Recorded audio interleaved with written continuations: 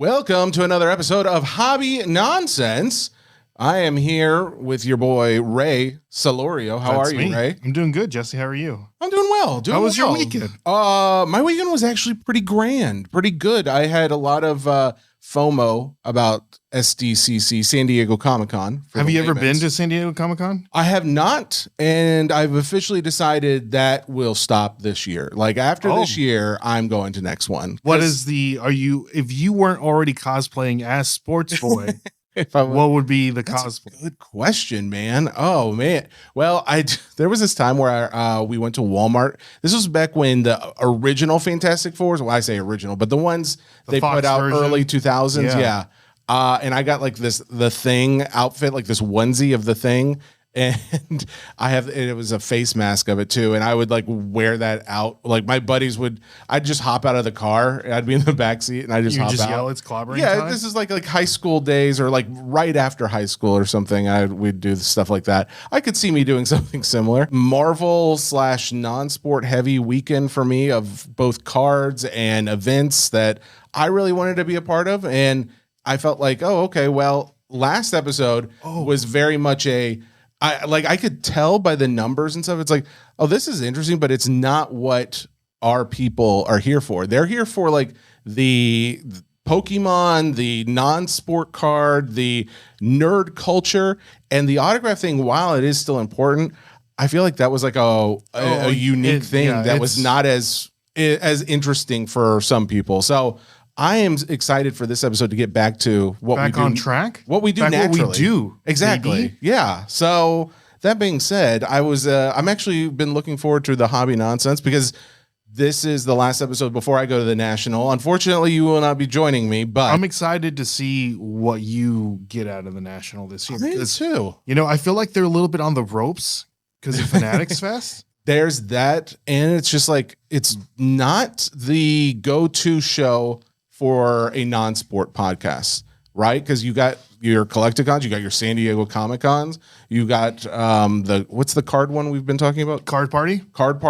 You got all these other ones, and this one is really more sports focused, of course, but there's still a number of non-sport people there, non-sport card producers and just individual tables of guys selling Pokemon, other TCGs, and of course, like all your Star Wars, Marvel, all that kind of thing. And you went last year, correct? Yeah, I've been every year since 2021. Okay, so I'm just curious to when you go, the percentage of more non-sports coming into the National, and I know it's more of a heavy sports centric show. Yep. But because there's so much interest and money into the non-sports section of collecting this hobby. Yep. This year is also different because this year at the National, they've got new people running it and they cleared out I don't know, I shouldn't say cleared out, but they did not automatically give tables to people that previously had tables in past years like they've been doing. And so they've given up tables to new people in the space. So it's like you've got a lot of people that are sports card collectors that have never been able to set up, and now they're going to have a chance to. But I think that's also going to be, if you have a younger, like you have your LCS and your LCS wants to set up at the show, almost every LCS that I know, at least the ones that are most successful, don't sell just sports cards. They sell everything. Specifically, they sell Pokemon cards too, because that's what's bringing a lot of kids in the door. So I can only imagine this show will be bigger. So there'll be that. I'll be updating.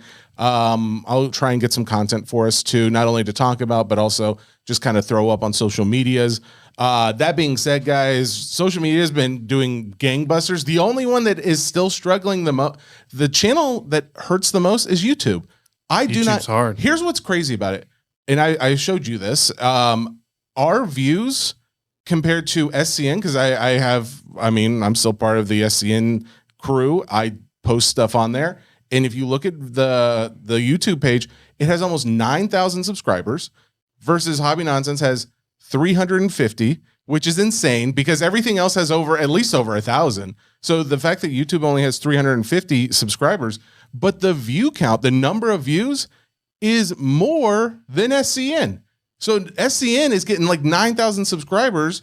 And we only have 350, but we put out more views. I don't get. We just have to make sure we tell the people to come over and subscribe. And that's what it is. Yeah. It's like there's a lot of window watchers. And now I finally get it. I finally get it because I watch a lot of YouTube, and it's like you always hear guys saying like, I had this many views, but 90% weren't followers or subscribers. If you don't mind, hit that subscribe button. Yeah, just to remind them. Guys, hit that subscribe button. Come on, baby. Please, and thank you. Yeah, there you go. Thank you. Manners included. So anyways, there'll be a lot of that coming up. Now let's get into some meat of the show, I think. Okay. I wanted to touch on, first off, this is a wrestling tribute. I figure you can appreciate this. Upper Deck they're saying they're immortalizing Adam Page's fork attack in a trading card. That AEW has a license with Upper Deck to put out cards. In fact, this is for the AEW All-in-One, or this is from the AEW All-In Texas, and this is for a redemption in the AEW Upper Deck SP Game Used product. Hangman Page versus John Moxley. Yeah. AKA. I don't got it. Dean Ambrose. Which used to be in a group with. Tell me. Roman Reigns. Oh, really? Seth Rollins. Oh. And Dean Ambrose. They used to be known as. Nope. The Shield. Really? Yes. Okay. Wait, so Moxley was in WWE before? Correct. Oh, now is AEW, that's gonna, I hate to say it, that's a step down, isn't it? Well, it depends on how you're getting paid. I guess, yeah. At the time when he left, the creative was run by Vince McMahon. Yes. And so he was put in a position to where he didn't really like how. And John Moxley just kind of, what would you say, kind of walks to the beat of his own drum. Okay. Yeah, more independent. Yeah. Miss Independent, as they say. But apparently in this match in Texas, there was a fork used by Hangman. And that is a redemption card now in that Upper Deck set. And you can actually get, it's not, it doesn't even look like they're trimming down the fork. It is the full size fork you're getting in a custom size card. So that's a win. Have you seen the clip? No, I've seen pictures. I haven't seen the actual clip. Have you seen the clip? No. You need to see, when you get done with this, you have to watch the clip. Where does the fork come from? Is it in his pocket, or is he having it in his hand? I can't remember where it came out. I'd be very curious, like, because you don't want to fall on a fork in your pocket. Well, he was stabbing his head with the fork. He was stabbing, and blood was just coming out of his forehead. It's not real blood, though, right? Yeah, it was coming out of his head. He actually stabbed him with the fork. Yeah. Is AEW like more real than WWE? It's more gimmicky. I'm glad that you can appreciate it and you're aware of this. The next thing on my list. So speaking of the National, they are going to be doing this Rapper Redemption. They're also just called Silver Pack. It depends on how you talk about it. We talked about this on SCN today because I came into the studio this morning and I'm like, I want to know how this works because I've been going. This is my 4th year in a row to this National, and they always have these silver packs that they give away at the National, but I've never been sure how is you that get like them. When you trade in a box? So that's what I thought. Give you a pack? I thought it was a trade in the box type of scenario, and maybe in some cases it is, but it doesn't look. From my understanding, that is not what you have to do. All you have to do is buy a box of certain products. It's not everyone, and you have to buy it from certain dealers. DA, David Adams, Steel City, Blowout. I know at least those 3. And then you take it over to the company making the cards, whether that's Upper Deck, Panini, Topps, Leaf, and I think Wild Card. But then they will say, all right, well, it's unopened. We'll open it for you, like take off the cellophane. And then in replacement for you, I guess that's the wrapper. The cellophane is the wrapper for it. They keep it and they give you 1 to 2 packs depending on the product. So the reason I mention this is because they're doing this with Star Wars products. Oh, and I've seen some pretty amazing Star Wars stuff because they're cards that are numbered to 55, and there are superfractors in these packs. And I'm like, man, just for the National packs of Star Wars, I might buy some. I think it's both 2024 hyperspace. There's only 1 year of hyperspace. So you have to buy Star Wars to get the Star Wars. Exactly. So you have to buy it from one of these dealers and then take it over there unsealed. You cannot unwrap it yet because they're going to do the unwrapping of it, and then they're going to trade you for a pack for like a bigger. In this case, no, you'll still keep your box, of course. Oh, You're they just, just they're don't just want you taking to the resell it. cellophane. Exactly. They're just taking the Gotcha. cellophane off of it. So they are taking that cellophane and giving you a pack for it. And in those packs, that's where you're going to get something hopefully pretty good. Oh, that's great. It's including like a autos. free I think. pack. I know. Come on. But somebody said too that sometimes those boxes are like higher price, and typically they are going to be higher price than what you could get on eBay or maybe another LCS, just because you're buying them from the big box stores. So now, how would they know? Like, let's say in anticipation, you buy a box before you get there. Thought a lot about this. Yeah, because I'm like, I save a little change. Do I still have some hyperspace at my house? Like, I'm trying to think. Like, and I start, but somebody said there's maybe like a sticker or something on a sticker, and or they give you a receipt or something like that when you buy it there, so you can show. I don't know. It is interesting. Stamp on the hand. Yeah, I was like, well, if we're talking Star Wars, because the Star Wars is also in the news for another reason I'll discuss in a second. But yeah, that was my thing. It was like, hey, if I'm going to be getting Star Wars cards anyways, especially because the other one besides Hyperspace was 2023 Topps Chrome Black Star Wars, which I like that product. It is expensive, but I do like it. It may be worth it. How expensive? So. Chrome Black hobby box is only $150. Oh, hey. At least at these places, I can't imagine David Adams or Steel City or Blowout would charge a much more than that. So that could be doable. Buy a $150 box, get whatever's in there, and get your pack as well. I mean, and then you can break it when you get home. Yeah. Okay. So I've convinced you. Yeah, I know. If you not like you need to convince. I think that's actually not a bad idea. But the other reason I wanted to talk about Star Wars was because last Tuesday, so we record the pods on Monday. They come out typically Tuesday afternoons, sometimes Wednesday mornings. And on Tuesday, right before the pod came out, the Star Wars Topps Chrome 2025 product got released to the public on the Topps.com website. Oh, man. Now, this is how they usually do it. They will do limited amounts that they'll put out on the website before like the breakers or LCSs ever get like any allocation or anything like that, or even like the offer to buy any. They'll put it out on the website and they'll just let the public get first dibs on some of the boxes, some of the cases, and some of like the booster boxes. I did notice it seemed to me, based on some of these that I've been a part of before, it sold out a little slower than what I was expecting. And I think that could be in part because there was more product. Well, no, we don't know how much product there is. I'm hoping it's not much because we haven't seen any numbers yet. And when you go to like the odds checklist thing, the odds are not showing right now, even though I clicked, there's a link for it and I clicked on it and it gave me like an oops, the site's not available. Because I was intern again. I know, right? I was trying to figure out some math to see just how many boxes they may have made, but typically it's not crazy overproduced. But that was the thing. The artwork is very heavy on Acolyte and Skeleton Crew. And that's listen, I actually like Skeleton Crew, to be fair. I mean, come on, but you don't got the heavy hitters in there. You got Jude Law. You got Jude Law in it. And here's the good news. So I say that it did not sell out quite as quickly. It still sold out within minutes. Like the cases went out first. I actually got 2 additional cases. I've also since then been allocated some as well. So I've bought those. So I will be breaking some. I also got some Breakers Delight. They're doing that in this product as well, which if you're not familiar is basically just a trimmed down version. It's typically a little bit more expensive, but you're not getting as much base and you have higher likelihood to hit some parallels and number. Breakers Delight. Yeah. Went out and checked like the sales sheet for it when I got it. And there are some nice pluses to it. So you have Jude Law who's signing in it, which this is his first time signing. He'll be a debut in this product. You also have a number of other debuts in here. So Carrie Ann Moss, who was Trinity in The Matrix, she was an Acolyte. Yes. So she's going to be in here. Lee Jung Jae, who is from I want to say Hunger Games. It's Squid Games, right? Squid Games on Netflix. Okay. So Lee Jung Jae from Squid Games, he was also in The Acolyte. So he's going to be in this product signing as well. There's a couple other names I'm not as familiar with. And then you have Nick Frost, who Nick Frost is also known as like the Simon Pegg sidekick in a lot of like their Shaun of the Dead movies and Paul and all these other ones. Here's the thing. They also have dual autos like they'll typically do.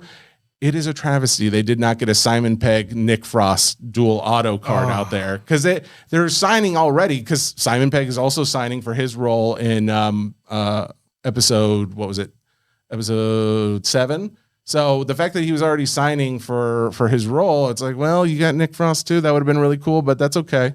You also have big signers, Harrison Ford, Mark Hamill, Natalie Portman, Samuel L. Jackson, Pedro Pascal, Daisy Ridley, it's sounding a number of other big names that you're used to. So they'll be returning for this.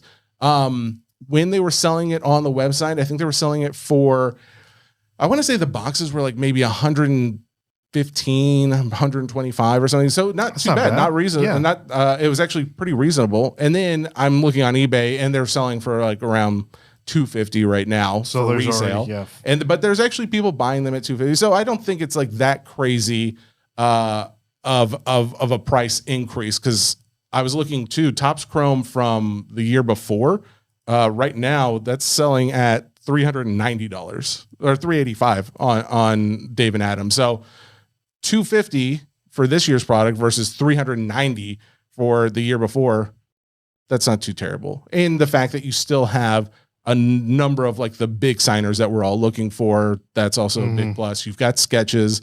There's going to be some other really nice aspects of the sets, that some of these inserts that they've got, like there's like this graffiti one that looks actually kind of cool. I'm curious, as someone who's not collected Star Wars cards, I'm going to show this to you. This is the Galactic Graffiti. What do you think about something like that? Is the Yoda Galactic Graffiti as well? So that is a different insert. That's called Kyber Light. I like the Kyber Light. You like the Kyber Light? Because that's more of an animated look too. So I could see why you would like that too. Not feeling the graffiti. So here's my thinking. I don't know if I love the Ahsoka graffiti one that they're showing us. However, I could see other ones that I like. It's just one of these where it's like I got to see the others. So they show like all these different inserts that we haven't seen before. These are cool though. I mean, it's not saying that it might not be my cup of tea, but I'm liking what they're doing. Yeah, I like that they're trying new things. I like that there's actually, and what I also appreciate, especially as like a breaker and someone who sells product, I appreciate that they gave me a lot of like information about it beyond just the normal stats. Like they gave me like all the talent that's in it, who's first time signing. They gave me pictures of who these people are. They even gave talking points. Like if I didn't know anything about it, I could. So this is just like a media release just for breakers. It's a sales sheet that they typically will put out. A lot of like companies like Dave and Adams or Steel City, they'll basically just put the it's kind of like a slideshow, essentially. It's just like a PDF PowerPoint presentation. Yeah, it's like a PowerPoint, just a bunch of pictures with words on them, and then they'll post them on the websites when they sell the product. So most people end up seeing those sales sheets, but this year it's got a bunch of additional information for, the breakers to talk about, which again, that's something, as someone who this definitely does not affect everybody, but it gives ideas for like how you want to do your breaks. It's like a 200 character checklist. So similar to the Topps Chrome Marvel this year, very large checklists, a lot of characters in there. I can't remember the exact number of how many debut characters are in there, but there's a lot. Like if you look at the checklist, it's got debut next to all the ones that there are. And there's a few other things that we'll be excited about. We'll talk more about it as it gets closer. It looks like this release is going to be on August the 20th. So we got a little bit more time, about 3 more weeks from now, when that one comes out. I am excited for it. I think it'll be more affordable than some. And I think that it'll still give all those people who are chasing their big autos that satisfaction too. So ask you about your Spider-Man card before we get into the Pokemon? Oh, so it did sell. It sold for just under 7,000. So it was like $6,850. Okay. I was hoping for 8, but my dream would be 5 figures. I was hoping it would get to 10, but a realistic hope was 8. I was kind of sad that it didn't hit 8, but I started thinking, would you say 750? No, it was 6850. 6850. This again was just a card I pulled in a break for someone else. We sold it on DC Sports. We did a 3-day auction. I think 6850 may not be completely unreasonable, especially considering I think a lot of people have heard this because when we pulled that card for the guy, he was asking like, hey, does it have the same like issue on it on the back where there's like a little, like a little ripple or something like that? I think that could actually be pushed down almost, but I think it could affect grading. But apparently this is like a known thing with those out of 5 cards from this set. It's just like there's like a little thing at the bottom that you can't tell. A print error or something? It's not a print error. I guess somewhere along the lines, it's the actual printing on the card is fine, but it's like the cardboard or something? Cardboard itself has the way that it was printed, it caused the cardboard to kind of like warp or do something crazy. So I think there could be some of that playing a factor as well. But overall, you also have to consider this is, we've already had 3 years of Topps doing this because Topps, 2 years. This is the 2nd year of Spider-Man. There's a number of other inserts of Spider-Man. People are looking for those Claude Chromes of Spider-Man. So, but an out of 5 card doing almost $7,000, hard to complain about. And what was the Winnie the Pooh that one sold for like 7,200. So that is still my record. The Winnie the Pooh Superfractor. Well, that was 101. That is a Superfractor 101, so it is a difference. But thank you to DC Sports for consigning that and getting it up so quickly. Pokemon. I want to talk about the card that you sent me this morning first. Oh, man. I think that is very interesting, especially the fact that you told me that it could be banned, and I didn't even know that is a thing. So what is this card? So out of the new set, Jesse, Black Bolt, White Flare. Heard of it? Just came out last Friday. Oh, did we even talk? Have we mentioned it all that we went to Sheps and ripped some of this? Like, did you rip some Black Bolt and White Flare? I think it was just prismatic. Oh, I didn't. Oh, that's right. It was prismatic. So we haven't even ripped. The kids next to me were doing the White Bolt. Yes. Yeah. Okay. So the two different. It's one set, but each.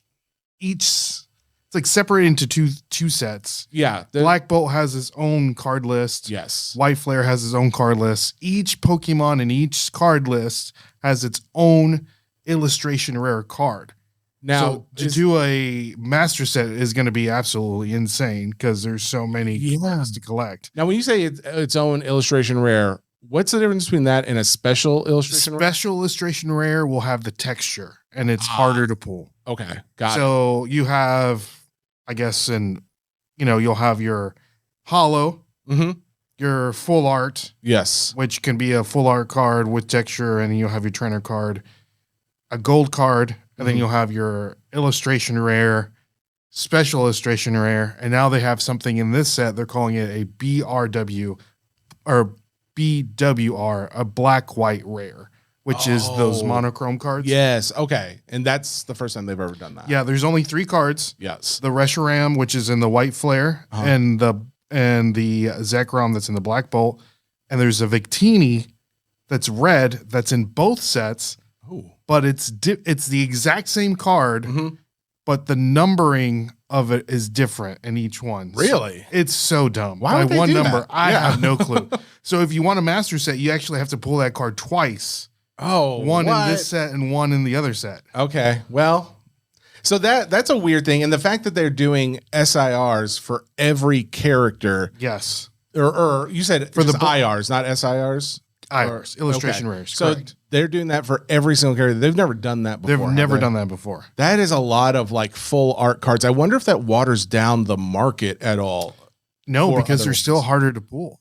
They're hard to pull. It's not like every time you're opening up the pack, you're getting one. Because you saw those kids that we saw, they didn't pull. Yeah, they didn't pull, and they opened at least one. And then to think that each Pokemon has an illustration rare, you would think that maybe 2 or 3 packs you're pulling one. Yeah, but no, that's not the case. Okay, but to your point, I did send you this card. It's a I forgot how to pronounce it correctly. Yeah. Do your best. Oh my gosh, it's the Seismitoad. Seismitoad, yes. The Seismitoad out of the Black Bolt set. Yes. Okay. So this card has gone crazy.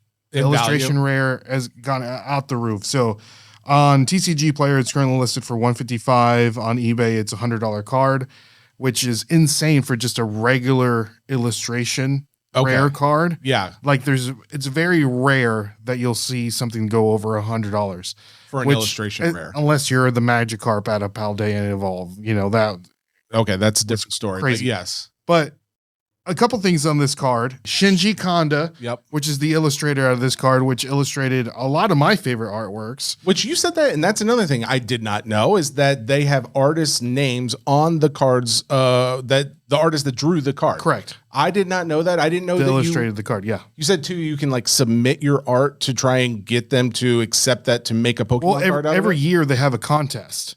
Oh, that's so cool. And you send in your illustration. They give you which Pokemon they want illustrated. Yeah. And you send in your illustration, and you can be chosen to have your illustration on a Pokemon card, which is awesome. I think that's really cool too, because I think of like, oh, that's something like the other side of the card world could do, like the sports card world, or like I think of like non-sports, but they kind of do that when you think of sketches in some cases, yeah. and they'll let professionals do artwork. But it would be kind of cool to like if I, like me at home who loves art my whole life and I love this set, I'd love to draw one and send it in and it's suddenly a Pokemon card. How cool is that? Yeah, that's awesome. Okay. So this card, which again, the illustrator, he did the most famous illustration he has is the Giratina out of Lost Origins. Yes. The one that's, exploded in price. But this card, because there's something wrong with this card, Jesse. Well, that is causing it to go up in price, and it could be a banned card, like you mentioned, in the future. And there's a couple of banned cards that already exist, but in the artwork, there are, I wouldn't even say hidden. What do you think? Well, like when you sent me you said like this card exploding, and I was like, I looked at it, and just looking at the card, I did not understand. And then you sent me a screenshot of like a zoomed in part of the card, and at first I was like, I still don't get it. I was literally about to type you, and then I was like, wait a second. Is that what I think it is? And as you are about to point out, triple sixes in the card. There's 3 6s in a row. On the card. And it's already a very wild. Trippy looking card. Yes. Like it's got a very the only thing I can think of is like an acid trip type of thing. Like a Grateful Dead kind of vibe. Yeah, exactly. And I guess if it's a toad or a frog or whatever it is, it's like the psychedelic feel to it. They're out there licking toads. And but the fact that they've got that in there is very interesting. And that's when you brought up the fact of like it could be a banned card. They could take it off on the market because I'm sure they'll get a call. But I had no idea that there were banned cards. Yeah. So a lot of people, they don't know. Most of them. Yeah. That all of the ones that I know of, at least, are Japanese cards. Okay. Some of the famous ones, of course, is Misty's Tears. Misty's Tears. Where she's like holding Starmie, and then she's like not wearing any clothes, but you can't really like see much. You can't tell, but you can obviously tell there's no additional clothing. Exactly. And so that's a Japanese version. And then there is in which the English version they fixed. Oh, okay. So there are English versions of these cards that they have fixed. Because most of these sets come out first in Japan before they come out here. Correct. Okay, that makes sense. So I'm curious to know if the Seismitoad came out and we just like never noticed it. Yeah, no. So I actually need to look at that. There is a Sabrina's Gaze, which she's like holding a Pokeball and it looks like she's putting up the middle finger. So Sabrina's Gaze has it looking like she's about to flip someone off. Yes, okay. But like she's holding the Pokeball and it looks like she's gonna throw it, but because of the way that she's holding her fingers, it looks like she's giving the middle finger. Okay, fair enough. So, and then the one that's super crazy, which kind of relates to this one, is a Crobat card that has a swastika in the corner, which is wild. When you said that, and then I was like, no way, let me see this. It is very, very blatant. I mean, like you can't hide what is showing on that card.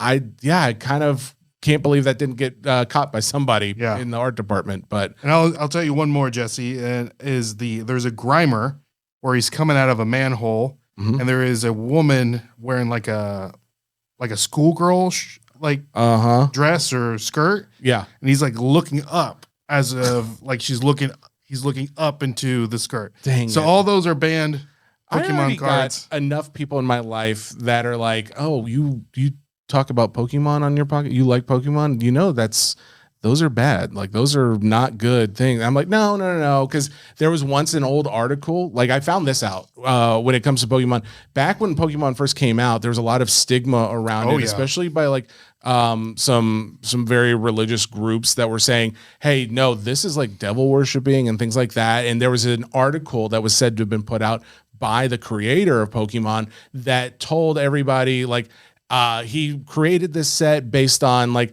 his love for the supernatural, and it had things to do with like spiritism and things like that. And it's like, you read through it and it's like, oh wow, maybe I shouldn't be looking into this as much if that's not your cup of tea. And then it turns out that was a faked article. Yeah, I've never heard of that. Exactly. I'm fixing to ask. I'm like, is this a real article? Exactly. But a lot of the parents and people that were not comfortable with Pokemon, they saw that article. Yeah. And they were obviously upset. And that's kind of how a lot of those rumors got started. Fake news, man. But so in the most part, yes, there is no, like, when you actually read the real article, it's like, oh, the creator of Pokemon created this like he always had a connection with nature. Yes. And that's the story that I know. Yes. And it's like, okay, wow, that's much more wholesome and kid friendly. Yeah. We collected bugs and. Yeah. So it's like, okay, I can get behind that. But yeah, so that is these banned cards are obviously not an indication of what they're actually. So like. The price of it is going up, anticipating it's going to be taken out or changed in the next reprint or whatever. So can you use an SIR or an IR in gameplay? You can use anything in gameplay. You can. Okay. Well, see this card, there's a regular version of it. Yeah. That has the same attributes, the same gameplay of it.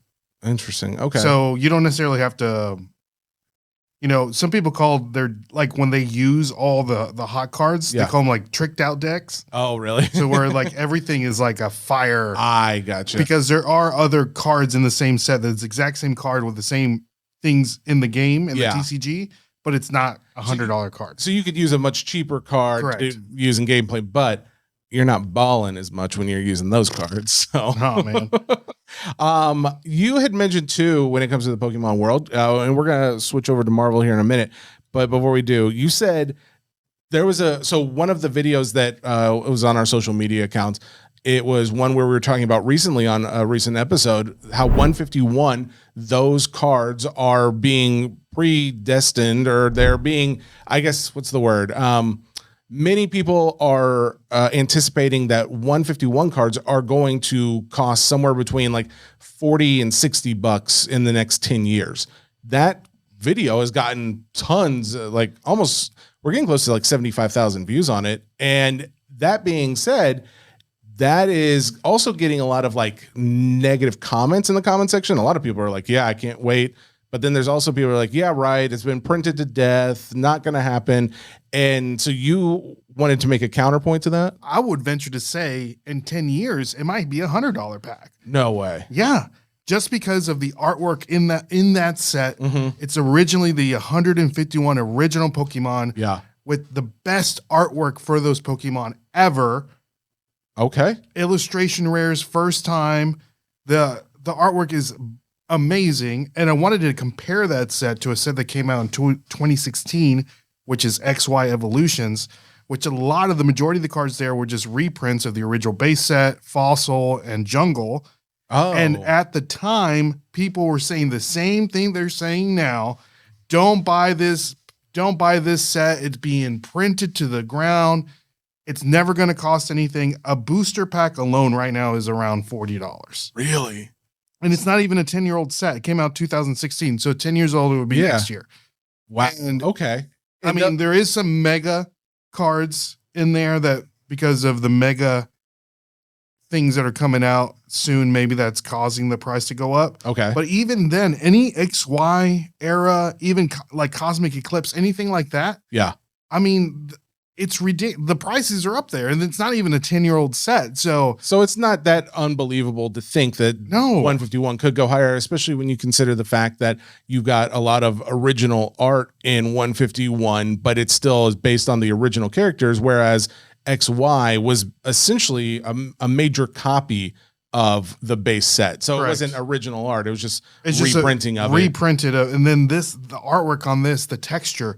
Yeah. I would venture to say, like, for instance, the Blastoids out of that set, the SIR. Oh yeah. Might be the best Blastoids artwork to date. It does make it look really cool. In my opinion, maybe the Expedition one might be a little better, but it's not a full art with texture. Oh, okay. And so, I mean, 10 years down the road, 5 years down the road, everyone's going to want this set because the 151, that's the goated era. Yeah. Okay. Hey, listen, I am already convinced because I knew from the time 151 came out, I was like, I can see it. I do not have to imagine hard that this would be very popular. And it's because, yes, you've got all these other Pokemon sets that are coming out. And yes, they've got cards that may have even more value in some sense. But there's a lot of cards in 151 that have, worth more than $100. But it's also just the fact of you're getting characters that everybody knows. Everyone knows. Nobody has to get like the Seismitoad. I don't know Seismitoad. Exactly. I know Charmander in his evolutions, and I know all these other base cards because that's exactly what I grew up with, and everybody knows that. So everyone knows it. I'm on board with it. I actually, when you said XY Evolutions from 2016, does that have any connection to is it Mega Evolution that's about to come out, the new Mega set? Evolution's correct. And is there any connection between those two? There are some, at the time, there are some Mega Evolution cards in the Evolution set. Oh, those cards are coming out. Those cards are going up in price because of the anticipation of the new set. Wait, there's XY Evolution cards that are in Mega Evolutions coming out? They're just Evolution Pokemon. Oh. It's like a new... Wait, there's like a new evolution to the Pokemon. There's a fourth evolution? Yes, Megas. And has that been a thing for a while and I just didn't realize? So like, is there Mega Charizard? Yes. What the heck? What are we talking about right now? There's there's Charmander, there's what is it? Charmeleon, and then there's Charizard. Correct. That is what I know. You're telling me there's a fourth. There's a Mega Charizard, and then you have like I can't remember, like the VMAX ones. Yes, those are another like. That's an evolution of it. It's like another thing, and then like the terrestrialized, like the crowns and stuff. Those are all like different things that these Pokemon can evolve to. Man, I've been out of the loop too long. I did not make that connection. I just thought that like the VMAX or whatever was just that is that kind of card. It's the VMAX is like, oh, you can only play VMAXs in this gameplay or something like. I thought that had something to do with the game, not like the actual evolution of the character. I'll show you. This is the Mega. I mean, they're not very much. They're not that much different from. Sure. I'm gonna tell you, I don't care for it. I don't care for the Mega. It has a very like 3D, but 3D from like the late 90s look to it. You know what I mean? Like where it's like very roundy and not fully detailed artwork. I want a little more detail in my Charizard. See the cannon on the Blastoids, how it's bigger. It's actually, not much different. I appreciate that we got a little Pokemon update in there because I think last episode, I don't know if we talked about it at all. And that's upsetting. One other point, and I mentioned this to you, I don't know if you saw this. So in Tokyo, this is happening I think it opens in early 2026. There is going to be a Pokemon theme park. Pokemon theme park. It's Pokepark Kanto. Kanto, you know the regions? That is the original region, right? That's where he started his journey. Guess who's in the original version? Ash Ketchum. Well, guess which Pokemon are in the Kanto region? Oh, it's got to. I mean, you got your Pikachus, and then you got your Charmanders, and your other the original 151 Ivies and all that. That's pretty cool. That's pretty cool. I think I saw the YouTube video of the park, and I think the reason why it's not getting more press is because it's like, oh, it's not very big, and it's actually part of another park called like Yomiuri Land. That sounds very English pronunciation to me, but that's Yomiuri Land. I wrote it down as tickets now. Yomiuri Land. So it's it'll be interesting because I can't imagine that doesn't do very well. Like it has to be a big deal to go to the Pokemon park. Just the content alone around it. I feel like people are going to be traveling to Japan just so they can film stuff for their Pokemon channels. You know what I mean? So I can foresee that being They say what big. else was going They said like there's going to be like Pokemon, like they what they said in the video was things like, we want you to feel what it's really like to see Pokemon in the wild. So we're going to have them, when you walk into the park, we'll have them playing with each other and how they interact with each other. You'll get to see firsthand how it's supposed to be. How's that going to work? I don't. That, Would exactly. you have like a Jurassic Park? You know, Japan's got all the robots. They got the best robot stuff. Maybe it's going to be animatronic things. I don't know, but I'm pumped for it. I'm here for it. You know, show me all of the real life Pokemon. Or maybe, you know, how they're like, they're bringing back the mammoth, the woolly mammoth, you know, the cloning, the Jurassic Park cloning. Like the new Jurassic Park? I'm just saying, a little splice of DNA here, a little squirrel here, a little electric eel DNA here. Okay. You get your Pikachu right there. Boom, bam. You're welcome. Easy. We're creating real Put life a little Pokemon. yellow dye in there. These real life Pokemon are just going to escape the park immediately and kill us all. I can guarantee that. We haven't learned already. We've never learned, and we never will. If Jurassic World, whatever this iteration is, has Have taught you us seen anything. the new one? No, I have not. I do want to see Wait until it comes out on Amazon. Don't waste your money. Well, I did go and see Fantastic Four this Was weekend. it fantastic? It was fantastic. Oh, Thank man. you for asking. It was. It did take me a minute. No spoilers. No spoilers. I'm doing my very best to not spoil anything. But as you can tell from the previews, it is not set in the normal time period and or space that we're used to. Okay. And I'll just say it because I said it on the SCN pod. It's not set in our world, in our Earth. You know how there's different multiverses So it's a within the different Marvel world? multiverse. It's a different multiverse, which is it's a very common fact in the world of Marvel, both the cinematic universe and the comic universe. There are different Earths out there, depending on what multiverse you're in. This is just a different one. That's why we see kind of like modern technology met with like a world that we've already been living in the Marvel universe, but we've never seen any of these characters. Why not? Well, it's because this is a different multiverse. Gotcha. So that's why that's different. However, the movie itself, great. I have so many things I want to talk about. There are cards where I'm like, oh, these cards are going up in value. I understand why. And I want to talk about those characters and stuff, but I can't.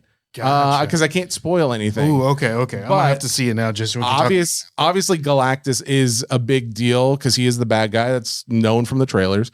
I care more about that character now. I think that's very cool. I think like how they depicted him was pretty cool. How they, the graphics and all that, it was awesome. But the storytelling as well. My wife went with us. Samantha, you may know her. You've heard of her. I've heard of her. Me, my daughter, and my wife went to see it on Friday, and she said she absolutely loved it. And she's not a huge Marvel girl. She likes enough. She really liked Thunderbolts, the few minutes she saw of it when she was not napping.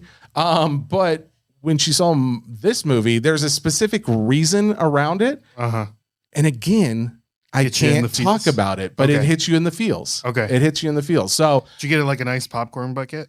I didn't. No popcorn. We sneak in all our snacks. Ooh. Yeah. I mean, not every time, but I feel like they're okay with it. I feel like I think they don't are. ask, don't at tell. that point, it's like, hey, anything to get you in the door at this point. Come on. I saw a movie in 2025. Yeah. I feel like I should be given a crown when I walk in, So you want a large pizza? Bring it. Go. Come on. Actually, I've seen Mission Impossible, the latest one. I saw Superman and Fantastic Four, I think in the last month. I feel like I'm basically a part owner of Regal Cinemas. Do you not have the membership? I mean, I've got a membership, like a monthly, like go see. What? Yeah, Regal's like they give you free movies or something. You pay like $20 and you can see a movie like every day. Why am I just learning these things? I did not know that, and I don't have that, and I've been paying full price. Yeah, you can even buy tickets in advance. Speaking of Marvel, that's a good segue. I know. Come on, baby. Come on with it. Marvel is in the news not just for Fantastic Four, which was fantastic. However, there was the San Diego Comic-Con was this last weekend, and while I was not there, and while I have dedicated to be there, and I hope we both can be there next year, I do know that a guest of the show, Justin Underwood, he goes by Spidey Hits on YouTube. He was there, and I've kind of lived vicariously through his YouTube content over the last few days. But it's funny because not only was he there, which he's a big Marvel guy just in general, very big Marvel guy, Spider-Man, huge fan. But then I didn't realize, like, not only was Upper Deck going to be there, I talked about them because they've got Superman stuff, but PSA was there with their, which makes sense because they're doing their graded comics. Yeah. But then you also had Topps was set up there, and Topps was there releasing a new Marvel product that I didn't know about, and nobody else knew that this was going to be happening. Marvel Mint is a new product that they released at the show. I believe this will be a product that will be coming to the public. I don't know when. So.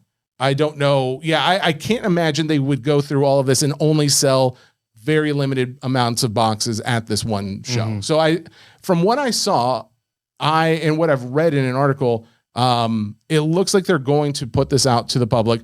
What I find really interesting too is like Screen Rant, which is a website I go to for news, movies, right? And all that kind of. They got the exclusive news on this, like that, which is very interesting because Topps is doing this more and more. Their marketing team is reaching out to, especially on the non-sports side. They're not focusing just on your hobby news outlets. Yeah. They're going direct to the entertainment outlets, which I think is genius. I think that's the best idea they could do.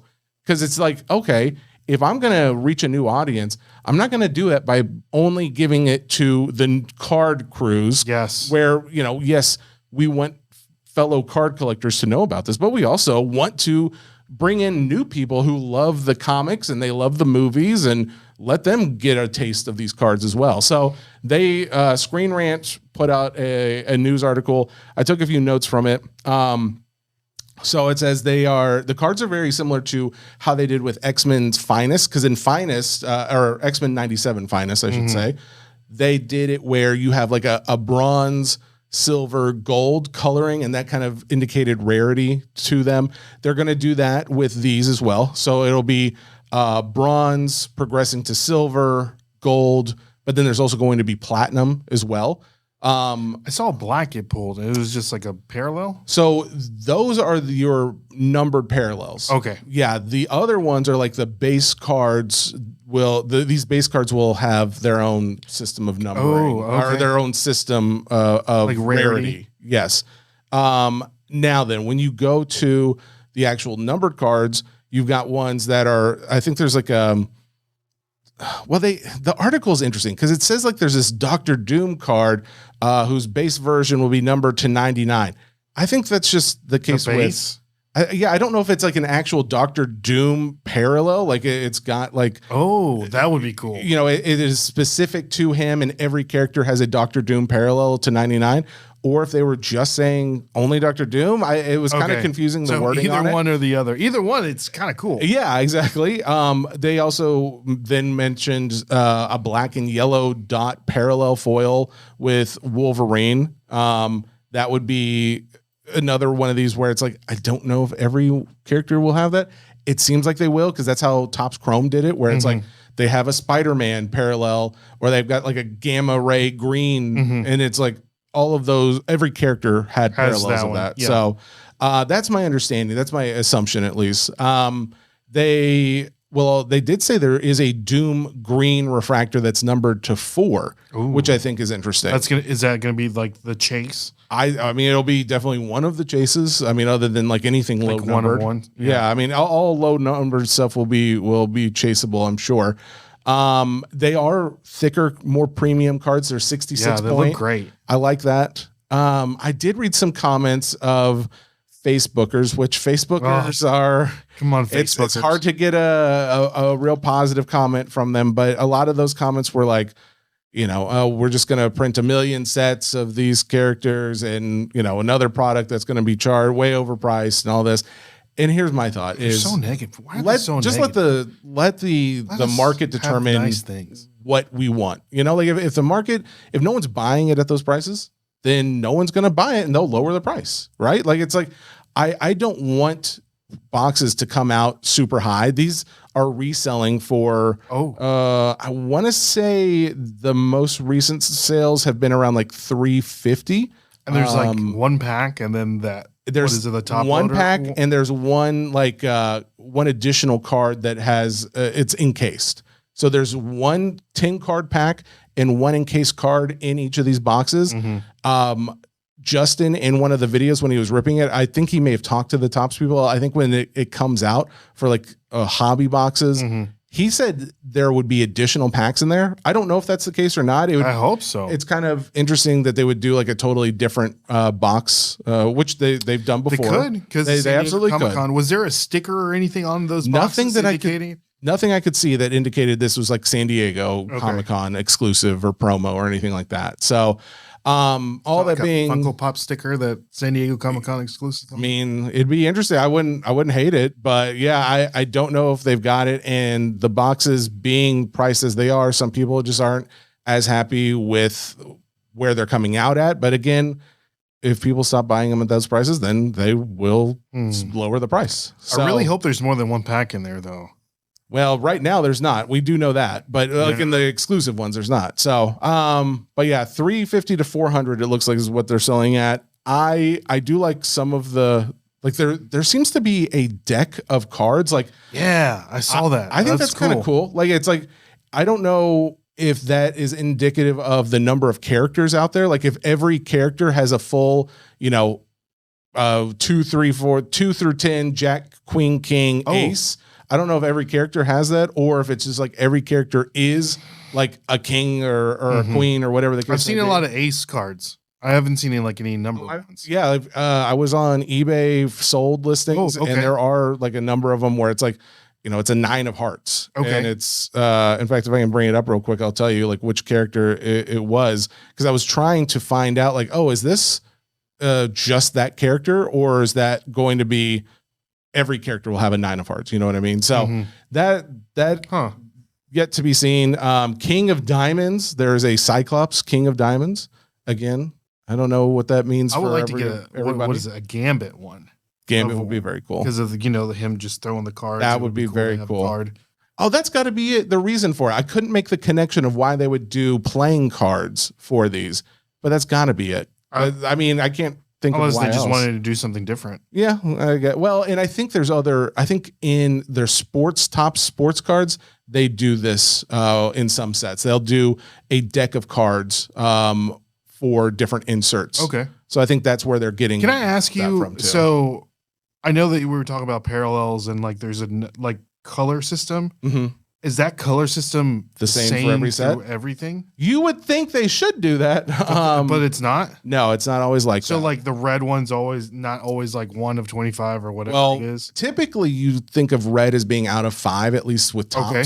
And that's the other thing that's weird, because we talked about this recently, or actually, I don't know if you were on that episode or not, but I couldn't figure out why the superfractor print, which is like a round gold vinyl shape in Topps, that's always the one of one. Yeah, like but in Panini, in Prism, Select, and like maybe 1 or 2 other sets, it is out of 5. Well, that's a different company altogether. But that's the thing. In other ones of Panini, it is also the superfractor, the 1 of 1.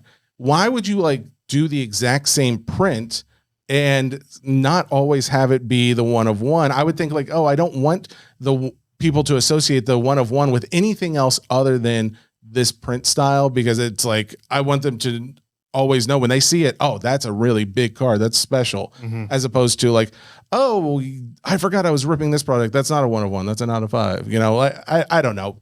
My opinion would be I wouldn't mind if they were always the same, but does Topps, their products, all of them are no, the superfractor, if there is a superfractor, because not every 1 of 1 is a superfractor, but if there is, it is typically always the gold vinyl pattern.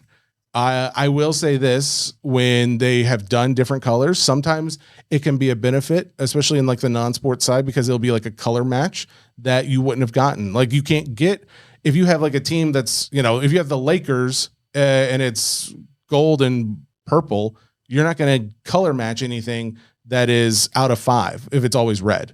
You know what I mean? So it's like, well, sometimes then if they did change up the colors, you could get something that was out of 5, a color match of your team. And it's like, that's great. That's what I wanted.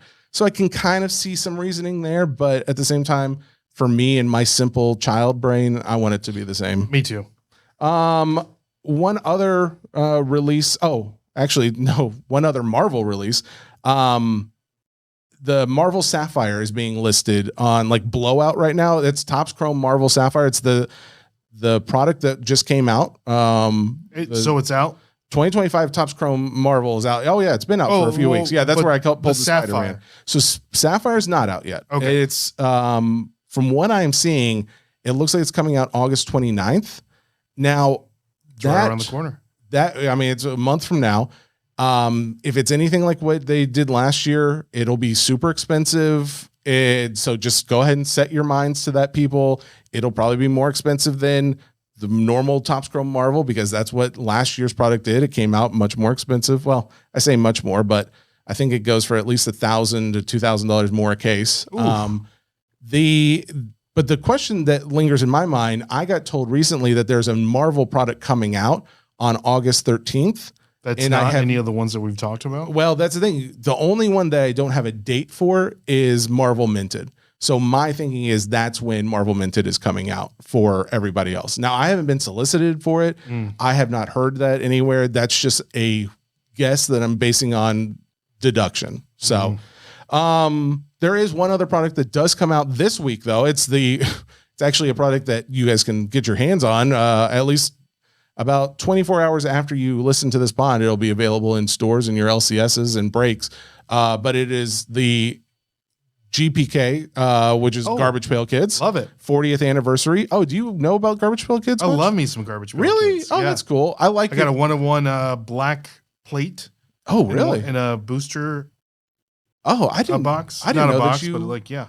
I did not know you went after GPK at all. So that is coming out this week, 40th anniversary. I actually got 4 cases of it because nice. I'll break some. I also just sell personal boxes because guys want personal boxes. I don't really even know how I would break it, to be honest. I need to look that up because I've never done a break with GPK before. But it is in the last year, maybe 2 years, I feel like it's starting to go back up in popularity. There was, of course, a time where it was huge, and then it's kind of fallen off a little bit. But this set, at least specifically, is doing pretty well on resale right now. At least for what people are selling their pre-sale boxes at. So, yeah, I'm very curious. But that one at least is coming out this week.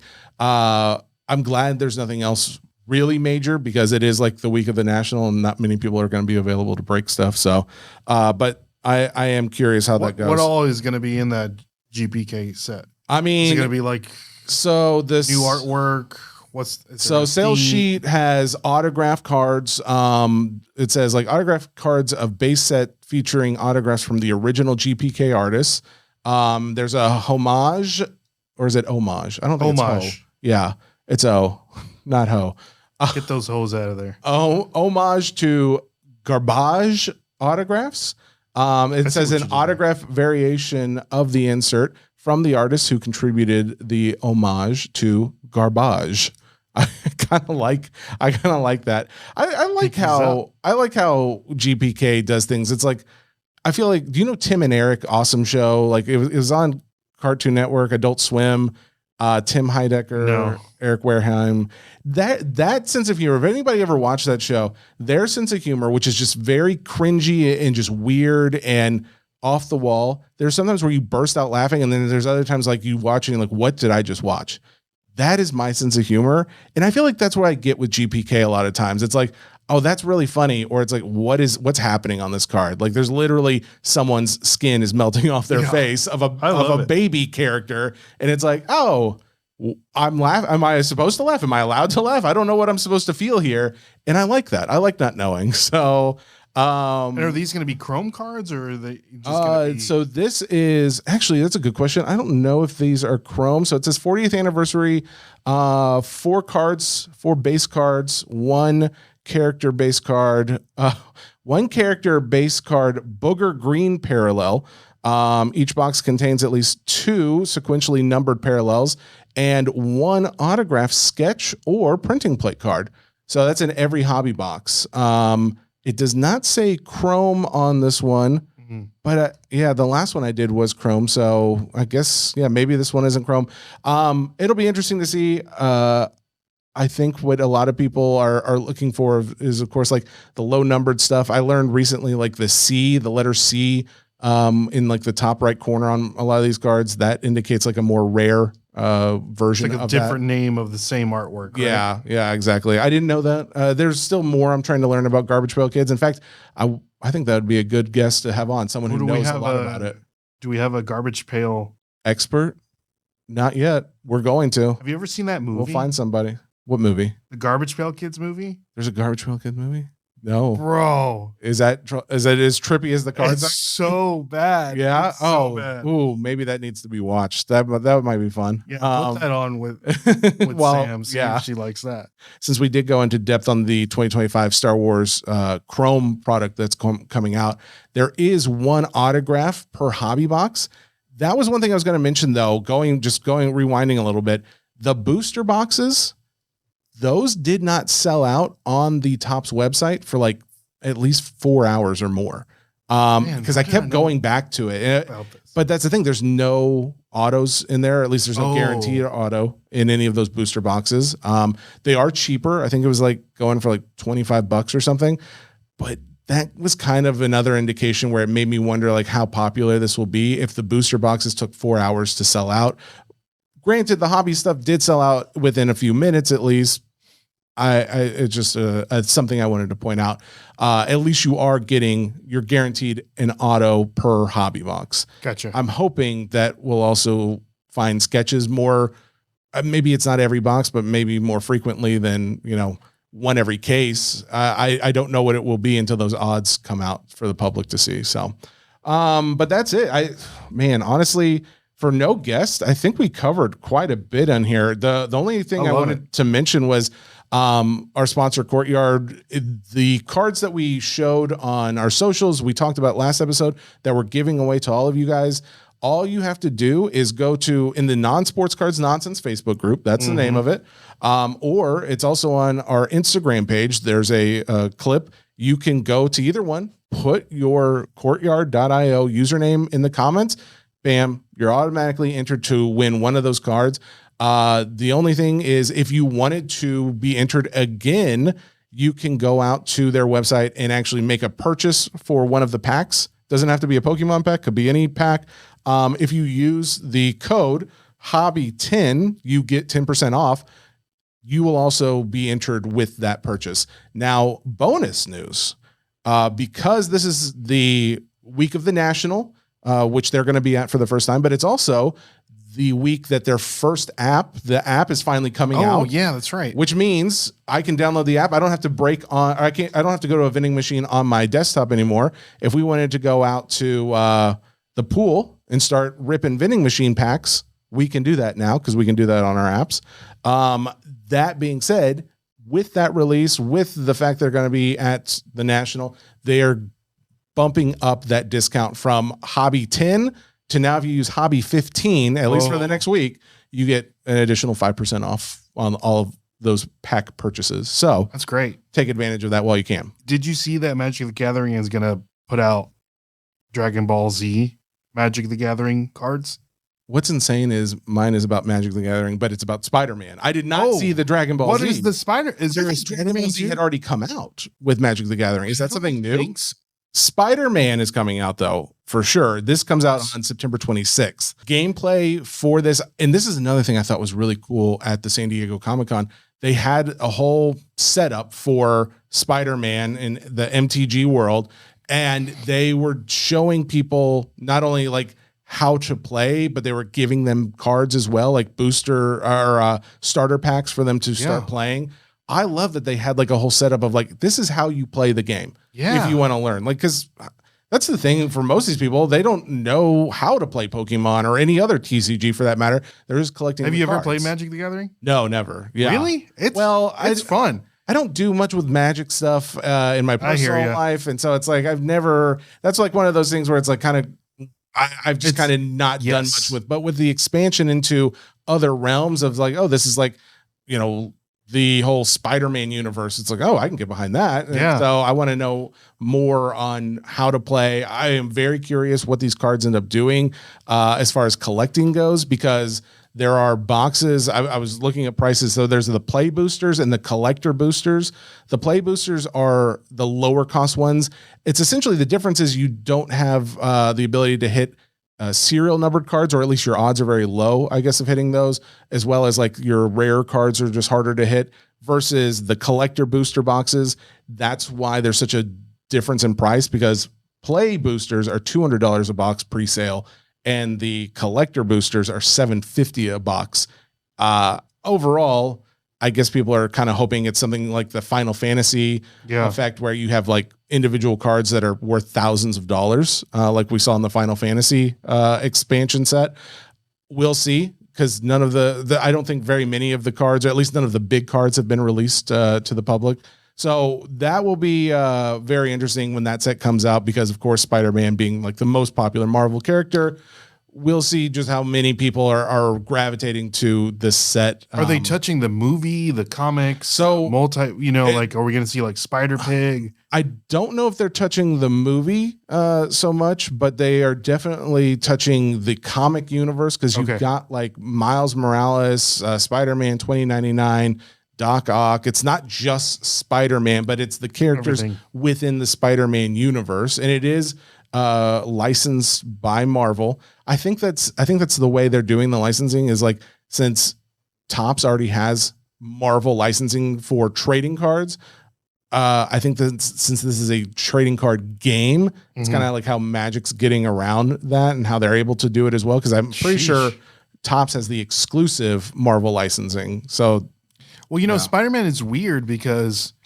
like Sony owned Spider-Man for a long time. And then but then Fox did. But then Disney bought Fox. So it's like, it's weird. Like that's what happened with like Fantastic Four. But that's like differences too, with like the cinematic universes versus the comic universes. So I'm not sure how some of that works. But either way, it'll be interesting to know, like, there's going to be Spider-Man on other Marvel cards that I think that's dope from Topps. I'm curious what those do. Okay, there you go. That is the end of your show. As mentioned, I'll be going to the National this week. Hopefully get some cool content for us to talk about and share on socials. In the meantime, guys, if there's any GPK in the know people out there, people who are like very familiar with it, maybe collected for a long time, might be something interesting to have on the show to talk about. And then anybody else too, any guests, anybody you guys think would be really good to come on the show, I'm always open to it. Ray and I would love your suggestions. So feel free to drop it in the comments in Spotify, where the show has commenting sections, but you can also go to our socials, post it there. And when you go to YouTube to subscribe and like all of our content, you can leave any comment you'd like there as well. So anyways, as always, much appreciated to all of you guys, and to you, Ray, and to me, Jesse.